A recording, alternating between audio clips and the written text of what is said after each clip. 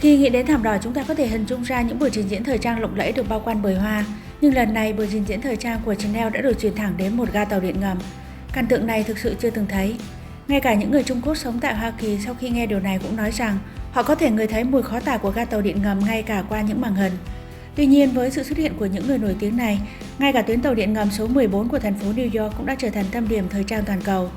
Trong khi những người đi làm vẫn đang ăn bánh sandwich và chờ tàu, thì những người mẫu đã đi qua cửa quay tàu điện ngầm trong đôi giày cao gót đến buổi biểu diễn. Trong khi Kristen đang ngồi ngay trên ghế tàu điện ngầm để xem buổi biểu diễn, cư dân mạng phải tốt lên rằng hóa ra các buổi trình diễn thời trang xa xỉ thực sự có thể rất gần gũi. Tuy nhiên, ba gương mặt châu Á nổi bật ở hàng ghế đầu lại thể hiện một phong cách hoàn toàn khác. Kiểu tóc vút ngược của Vương Bác trở nên nổi tiếng. Tần Chỉ Lôi toát lên thần thái của người chiến thắng giải nữ diễn viên chính xuất sắc nhất tại liên hoan phim. Nhưng mái tóc của G-Dragon đã trở thành bàn tán sôi nổi lớn nhất. Và trước tiên chúng ta hãy cùng xem Vương Bác. Khi anh ấy xuất hiện trong chiếc áo khoác trắng xuân hè 2026, những người qua đường nghĩ rằng đây là buổi chụp hình thời trang.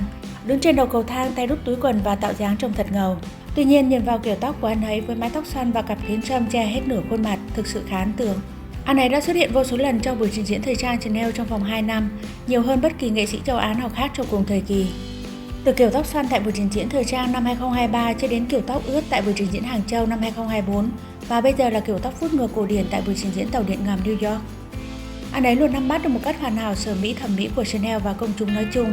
Đây là cơ hội để chứng kiến Vương Bác đi tàu điện ngầm và chúng ta đã chứng kiến điều đó trong suốt thời gian qua. Một tay đặt lên sàng ngang, tay kia đút túi quần, dáng vẻ rất thư thái. Chẳng trách rằng một số khán giả nói ga tàu điện ngầm trở nên sang trọng hơn hẳn khi có anh ấy ở đây. Và tiếp theo chúng ta hãy cùng xem đến Tần Chỉ Lôi. Lần này cô ấy thực sự toát lên khí chất của một nữ diễn viên chính xuất sắc nhất tại liên hoan phim, tạo nên bầu không khí quốc tế ngay cả trong tàu điện ngầm. Cô ấy mặc vest trắng của Chanel xuân hè 2026, đeo khuyên tai hoa trà pha lê và xách một chiếc túi xách da cừu màu đỏ tía. Khi cô ấy bước ra khỏi cửa xoay tàu điện ngầm, khí chất rất mạnh mẽ. Cô ấy ngồi cạnh Vương Bác tại buổi biểu diễn trình diễn thời trang. Trong khi hầu hết những người châu Á tập trung vào phong cách của mình thì mọi người đều choáng váng khi G-Dragon xuất hiện. Anh ấy mặc một chiếc áo khoác cô tông dày ở phần thân trên và quần Âu ở phần thân dưới. Tuy ngoại hình không thay đổi nhiều, trang phục vẫn tinh tế và sàn điệu, tuy nhiên số đông mọi người thực sự vẫn nhớ phong cách cũ của anh ấy. Lần này thương hiệu Chanel đã mạnh dạn chuyển buổi biểu diễn thời trang của mình vào khu tàu điện ngầm, nhưng thực chất đây là cuộc tiếp nối của cuộc cách mạng thần tượng của thương hiệu xa xỉ này.